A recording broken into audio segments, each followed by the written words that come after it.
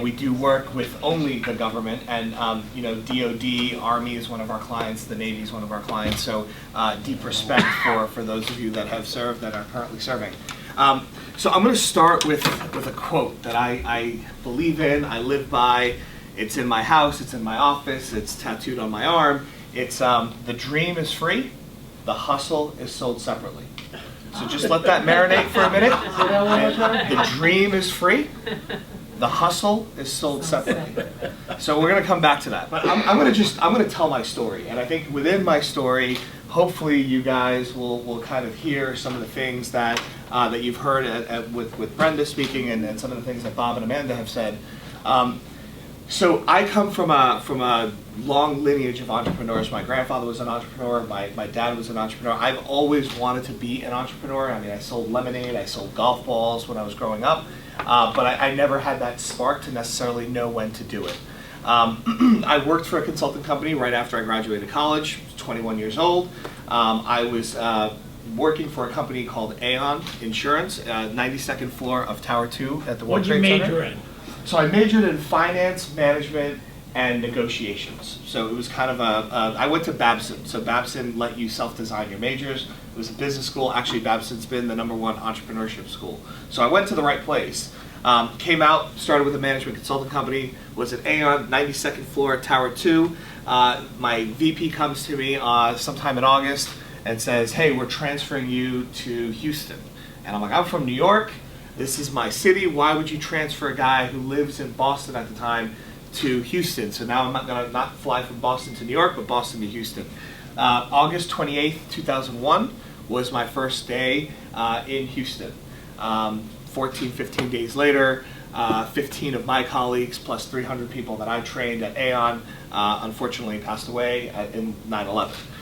If that is not a sort of a call to action, if anything, it certainly kind of got me thinking like, holy shit, if I want to do something, I should probably figure out and do it now. Just on a side note, every day or every year that day comes forth, I mean, I have a lot to be grateful for because, I think life is lived in moments, and there's a moment that I was transferred and now I'm here. I have 2 beautiful kids, beautiful wife, and a business. So I, shortly thereafter, decided that I did not want to work for somebody I did not respect, and I wanted to do something different. I just had no clue what I wanted to do. I was in consulting, and I had the opportunity to go out and be an independent contractor. At 23, cool is everything that I wanted to be. So doing it as Viraj Gandhi LLC was not cool. So I woke up one day, literally on December 30th, 2003, and I said, I think Paradyme. Paradyme is what I want to call my company. And I spell it Paradyme. I incorporated, and now I was not Viraj Gandhi LLC, I was Paradyme Management Incorporated. It was just me. I got to tell you, I had the ego the size of the Empire State Building because I was the CEO of me, right? So I would ride the train from, I was living in DC, I still live in DC, ride the train downtown, and I'm like, here I am, the CEO of one. And I was so excited about myself, and all I cared about was money, right? At 23, I mean, I grew up lower middle class, my parents struggled, and all I wanted to do was make sure that I could buy the next toy or the sneakers or whatever I wanted to do.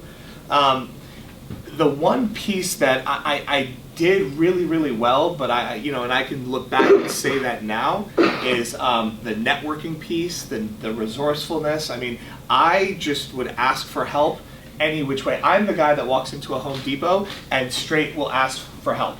There are a lot of guys out there that will be like, no, I got this, and then you're 3 hours in Home Depot looking for a type of nail.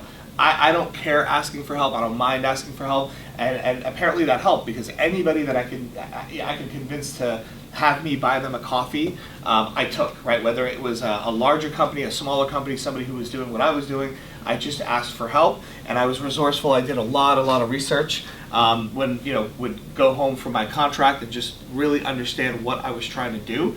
But more importantly, I listened to my customers. So I had a customer that would talk to me, and I would say, oh, they're looking for X, well, I'm going to unsolicitedly bring them a guy that can do X, and I would do that. And now all of a sudden, John, they wanted me to hire John, and John wanted $70, and the government was willing to pay me $85, and I'm like, holy crap, $15 times 10 hours a day, I mean, that's that's $1,500 that I was making without doing anything.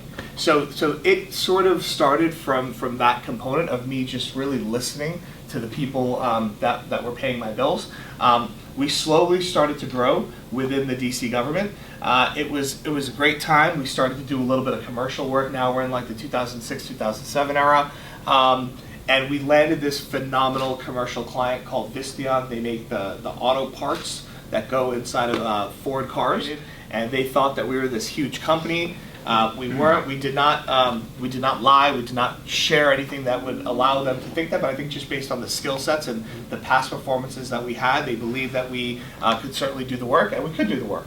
So we got this contract, and we went from being a $500,000 or $600,000 company to over $1.5 million company.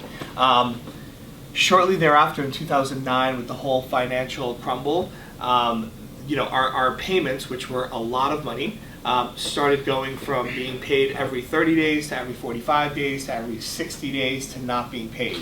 So this is where we got a little nervous, my business partner and I, and we said, well, this is really odd, and we had a bunch of contractors, right? You mentioned 1099s and things like that. The rule is that we would pay them once we got paid, and people were okay with that. They filed bankruptcy, and we were out $900,000. And $900,000 was a lot of the payments that were going to go to the subs that worked for us, but a lot of it was also the profit that we were supposed to make. My business partner and I believe in karma, so we dug deep into our bank accounts, into our personal bank accounts, into our company bank accounts, and we paid all of the contractors that worked for us without, obviously, us getting paid. I remember my brother came down. He was living in New York at the time, and we went out. We had a great weekend to just get my mind off of things. And in our culture, I'm Indian. I was born here, though. It's like the older sibling generally pays for things, right? So he had paid for something at the bar the night before. I dropped him off at Union Station, and I rolled down the window and I said, "Hey, here's some money for last night." And he looked at me and he goes, "Money is just paper." And I don't know why, but that significantly, really, I took that, and I remember I went home, I got a marker, I wrote it on my mirror in the bathroom, and here I was, mismatched furniture, bank account was almost zeroed out. My partner and I had decided to keep the firm going, but we did not take any salary, and we didn't take salary for 2 years. So here I was being able to do whatever I wanted to do at a relatively young age, to now not being able to go out to eat. It was really tough. I tell my 4-year-old son now, I'm like, what happens when we fall down? And his response is, we get right back up. And that's really the motto that we live by, right? It was, we can fail and we can go get jobs at Deloitte or Accenture or wherever, or we can figure out how to get back up. 2010 and 11 was really years that we were figuring out what we wanted to do. We knew what we were really good at. Going back to the DC government, which is where we started the business, was something that we did do here and there, but we wanted to do something bigger. And I know the comment that you had made was, start small. We had started small. We were in the negative. We wanted to do something everlasting. We wanted to do something that was really gonna make a splash, or we were gonna get out. And for us, what that meant was doing work with the federal government. That is the only place, I believe, in the United States that you can get multi-year, multi-million-dollar contracts. There's, when I look back at that time, it was very easy to have an ego, thinking, hey, I've been an entrepreneur for 7-8 years. I've rode the roller coaster up. I've rode the roller coaster down. I don't know why, but my father has instilled in me, like, always ask for help, always, be the listener instead of being the person that's talking. And that just ensued, and I tried to reach out to any business owner that I could possibly grab, whether it's in government contracting, financial services, manufacturing, whatever it was. And I said, hey, let me buy you lunch. And I said, how did you weather this storm? Personally, professionally, what did you do? And a lot of what I got was just persistence and plan. So we came up with a plan, right? So our plan was we were going to do work with the federal government. For those of you that know Apple, I don't know how many of you read Steve Jobs' book, but he talks about you can only do 3 to 5 things really well. Trying to do 100 things or saying I'm going to have a goal of 25 things, it just doesn't work. So we said, all right, we're going to do 3 things. We're going to do the services that we are really good at. We're going to try to figure out how to work with the federal government, meaning getting insurances and schedules and all the things that you need. And then we are going to find the 2 or 3 companies that we feel like we can align to and we can subcontract with. We did all those 3 things by 2011, and by 2012 we were doing business with the federal government. I think one of the best stories in the world is, you look at that and the perseverance, and we won this small contract with the Census Bureau. We had one person there, my business partner, and then we added another, and then we added another. Well, just to fast forward, today I have 150 people at the Census Bureau. We're the architects of the decennial. So every 10 years the Census Bureau takes a census. All the data that comes in, all the systems that are working, that's all us. That's all us. It's not Accenture, it's not Deloitte, it's not GDIT, it's Paradyme Management. But we did that because we put the right people in place, and we believed in something very, very deep, which was we are not going to deviate. I mean, there are plenty of people that came to us and said, oh, well, can you do X or can you do Y? And my theory is, listen, I do 4 things really, really well. We're a data management company. We do software development, we do data analytics, we do cloud, and we do a little bit of infrastructure and cyber. Those are the only 4 things for the last 16 years that I've ever said yes to. Give or take the first couple of years where when you're, just me, I was like, yeah, I could do that. Yes, I could do that. But really, we don't do anything else but those 4 things. So we stayed the course, and I think that was also a theme that you had mentioned. I mean, we try not to deviate from anything that we do not do well. If you ask me to do something and I know that I cannot do it to my 110 or 150% ability, I'm not going to do it at all. So fast forward a little, we're in 2013, 2014, we've gained some speed, and now I have people, right? I have 35 people, 40 people, 50 people. When I take a look back and people have asked me, hey, what's your management style? There's a couple things that I believe we've done really, really well. Just to give you guys a glimpse, I have about 350 employees now. So back at 35, 40 people, it's what do you do to get these people on board? There are 50,000 other companies that do what Paradyme Management does. So it's like, how do you get them to stay? It's like you could fly American, you could fly Southwest, you could fly Delta, right? Why do you generally fly the airlines that you fly? Most of the time it's because of price. But you want to, sometimes our allegiance goes to an airline because we feel comfortable with them and we feel like they provide the right service. So for us, I wanted my people to stay. I want my people to retire at Paradyme. It's transparency. We are super transparent about everything that we do. We win a contract, we let everybody know. We lose a contract, we let everybody know.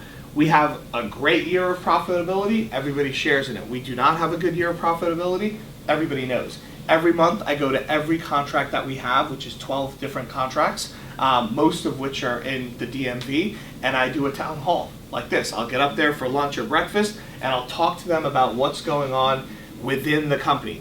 My belief is if you work at Nike and you're working in the shoe department or the shoe factory at Nike, you only know that Nike does shoes, right? You don't know that Nike does basketball and soccer and golf and all that. Well, my goal is, hey, if you're working at the Census Bureau on X project, I want you to know what is going on in the other parts of the company for a couple of reasons. One, I think you should know, right? I mean, we're paying your paycheck, you're working for us. It's my duty to share with you what else is going on, good, bad, or indifferent. Number 2, if you have friends or family that want to work for us, then great. We want that referral, but you can only refer somebody if you actually know what else is going on around the company. So that became really, really popular, and I respond to all my emails. So I give my email, I mean, obviously my email is out in the system, but people will email me about everything from, hey, I have a question about my son who's going into college, and can you spend 5 minutes and talk to him? And listen, I'll admit, I mean, things have gotten a lot more busier now, but I try to take the time for my employees because that is who we are, right? We do not sell widgets, we do not sell cups, we actually sell services. And who does those services? The people that work for Paradyme. So people for me has become very, very, very important. So the transparency piece, culture. We spend more time with the people that we work with than sometimes we do at home. So for me, the culture of the firm is really, really important. So we do things like this on a larger scale. So we have a big philanthropy sort of portion. We used to do about 2 or 3 events every year. We're doing a big couple events next year, one of which is Habitat for Humanity in DC. We're going to build a house over a weekend.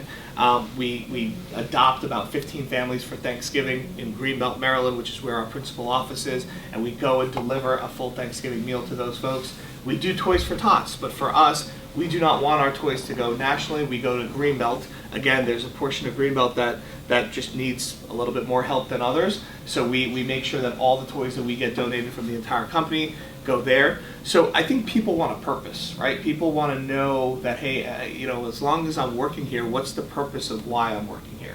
So that's been really, really important. The third piece for us is also, it's just personal and professional development. So vets and athletes are two of our favorite types of hires because they come with that regimented mindset. They know not necessarily how to follow directions, but they know what order is. And sometimes when you're doing work with the Army and Navy, those are the type of people that you want.